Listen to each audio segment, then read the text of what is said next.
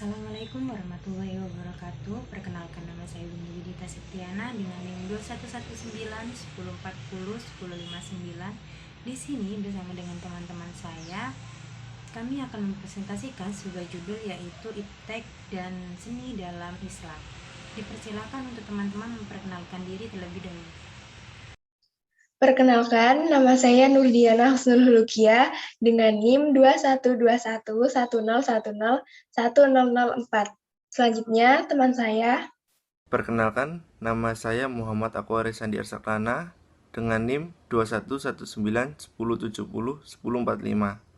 Baik, selanjutnya kita akan menjelaskan satu-satu materi yang ada. Baik, di sini saya akan menjelaskan tentang integrasi. Integrasi iman, ilmu, dan amal. Dalam pandangan Islam, antara agama, ilmu, pengetahuan, teknologi, dan seni terdapat hubungan yang harmonis dan dinamis yang terintegrasi ke dalam suatu sistem yang disebut dinul. Di dalamnya terkandung tiga unsur pokok, yaitu akidah, syariah, dan akhlak. Dengan kata lain, iman, ilmu, dan amal soleh sebagaimana digambarkan dalam Al-Quran, yang artinya, tidaklah kamu memperhatikan Allah telah membuat perumpamaan kalimat yang baik di Dinul Islam sebagai sebatang pohon yang baik. Akarnya kokoh, menghujam ke bumi, dan cabangnya menjulang ke langit. Pohon itu mengeluarkan buahnya setiap musim dengan seizin Tuhannya. Allah membuat perumpamaan itu agar manusia selalu ingat. Ayat di samping mengidentifikasikan bahwa iman adalah akar, ilmu adalah pohon yang mengeluarkan dahan dan cabang-cabang ilmu pengetahuan. Sedangkan amal ibarat buah dari pohon itu identik dengan teknologi dan seni. Iptek dikembangkan di atas nilai-nilai iman dan ilmu dan menghasilkan amal soleh, bukan kerusakan alam. Ketuhanan ketiga aspek tersebut dalam pribadi muslim sekaligus merealisasikan tujuan Islam sebagai agama pembawa kedamaian, ketentraman, dan keselamatan. Sebaliknya, pengabaian salah satu aspek akan mengakibatkan kerusakan dan kehancuran. Islam adalah agama wahyu yang mengatur semua sistem kehidupan yang paripurna. Keparipurnaannya terletak pada tiga aspek, yaitu aspek akidah, aspek ibadah, dan aspek akhlak. Meskipun diakui aspek pertama sangat menentukan, tapi tanpa integritas kedua aspek berikutnya, maka makna realitas kesimpulan Islam menjadi kurang utuh. Bahkan diduga akan mengakibatkan degradasi keimanan pada diri muslim. Sebab eksistensi perilaku lahiriah seorang muslim adalah perlambang batinnya. Agama, iman, berfungsi untuk memberikan arah bagi seorang ilmuwan untuk mengamalkan ilmunya. Dengan didasari oleh keimanan yang kuat, pengembangan ilmu dan teknologi akan selalu dikontrol berada pada jalur yang benar. Sebaliknya, tanpa dasar keimanan, ilmu dan teknologi dapat disalahgunakan sehingga mengakibatkan kehancuran orang lain dan lingkungan. Baik, selanjutnya akan dijelaskan oleh teman saya.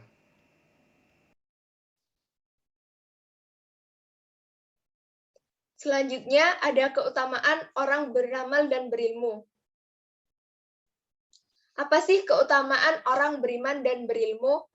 Keutamaan orang beriman dan berilmu dijelaskan pada Quran Surat Al-Mujadalah ayat 11 yang berbunyi, Bismillahirrahmanirrahim. Ya ayyuhalladzina amanu idza qila lakum tafassahu fil majalisi fahsahu yafsahillahu lakum wa idza qila shuzu fanshuzu yarfa'illahu alladzina amanu minkum walladzina utul ilma darajat wallahu bima ta'maluna khabir. Yang artinya, wahai orang-orang yang beriman, apabila dikatakan kepadamu, berilah kelapangan di dalam majelis-majelis, maka lapangkanlah. Niscaya Allah akan memberi kelapangan untukmu. Dan apabila dikatakan berdirilah kamu, maka berdirilah. Niscaya Allah akan mengangkat derajat orang-orang yang beriman di antaramu, dan orang-orang yang diberi ilmu beberapa derajat. Dan Allah Maha Teliti apa yang kamu kerjakan. Maksud dari surat tersebut adalah Allah meninggikan beberapa derajat kedudukan orang beriman dan berilmu pengetahuan. Lalu dalil dan hadis yang lainnya tentang orang berilmu dan beriman ada dari Quran surat Al-Baqarah ayat 269, di mana yang artinya barang siapa yang mendapat ilmu pengetahuan atau disebut orang beriman, ia telah mendapat banyak kebajikan. Lalu ada Quran surat Al-Baqarah ayat 30 sampai 32. Manusia diangkat sebagai khalifah Allah adalah karena ilmunya, bukan karena yang lain. Lalu terdapat hadis Rasulullah pernah bersabda yang disarikan dalam sebuah hadis. Ada 4 pilar umat Islam, yang diantaranya pilar pertama adalah bi ilmil ulama, atau ilmu pengetahuannya orang berilmu. Jadi orang yang berilmu merupakan salah satu pilar dalam tegaknya kehidupan dunia. Lalu Quran surat Fatir ayat 28, di mana menjelaskan orang yang paling takut kepada Allah adalah orang yang berilmu. Selanjutnya, terdapat hadis riwayat Muslim nomor 2699 yang berisikan barang siapa meninggalkan rumahnya untuk mendapatkan ilmu pengetahuan, maka ia di dalam jalan Allah sampai sekembalinya. Dan barang siapa yang bepergian untuk mendapat ilmu pengetahuan, dimudahkan jalannya oleh Allah ke surga. Selanjutnya, kelebihan orang yang berilmu. Orang berilmu akan dinaungi oleh para malaikat dengan sayap-sayap mereka.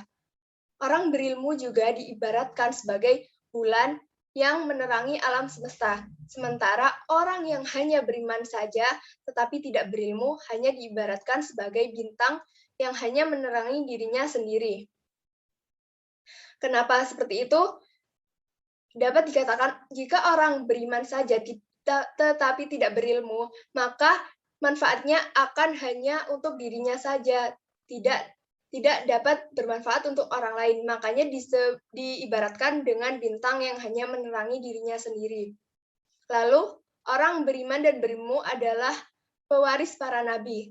Hal ini cukup untuk menunjukkan keutamaan mereka.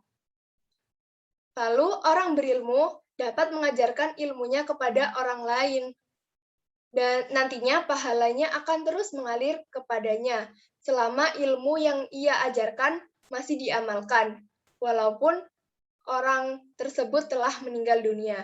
Jadi, kelebihan dari orang beriman dan berilmu sangat banyak.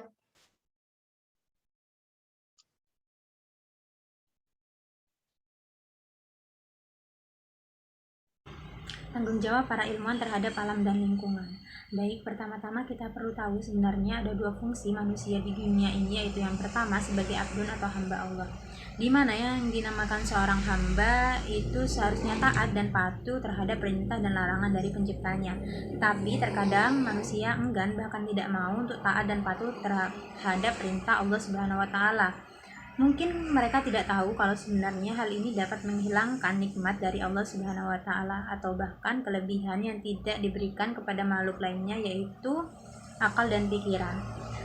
Dan sekarang dengan adanya nikmat dan akal tersebut, kita memiliki 2 kecenderungan, yaitu kecenderungan pada ketakwaan dan kecenderungan pada perbuatan fasik. Dengan kata lain, perbuatan fasik itu tidak peduli dengan perintah Tuhan. Dengan kedua kecenderungan tersebut, Allah Subhanahu wa taala memberikan petunjuk kepada kita berupa agama sebagai alat bagi manusia untuk mengarahkan hal-hal tadi kepada kebaikan. Fungsi yang kedua yaitu sebagai khalifah atau wakil Allah. Sebagai wakil Allah Subhanahu wa taala, manusia mempunyai tanggung jawab untuk menjaga pemberiannya, seperti menjaga keseimbangan alam dan lingkungan tempat mereka tinggal. Manusia diberi kebebasan untuk mengeksplorasi, menggali sumber daya alam, serta memanfaatkan secara besar-besaran sumber daya alam tersebut. Karena bukan hanya untuk binatang, tetapi alam juga untuk kehidupan manusia itu sendiri.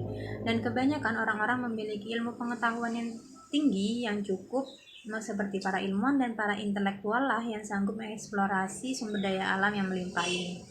Akan tetapi, para ilmuwan tersebut harus sadar juga bahwa potensi sumber daya alam ini akan habis terkuras jika digunakan secara tidak bertanggung jawab. Kita semua tahu kerusakan alam dan lingkungan ini lebih banyak disebabkan karena ulah manusia sendiri.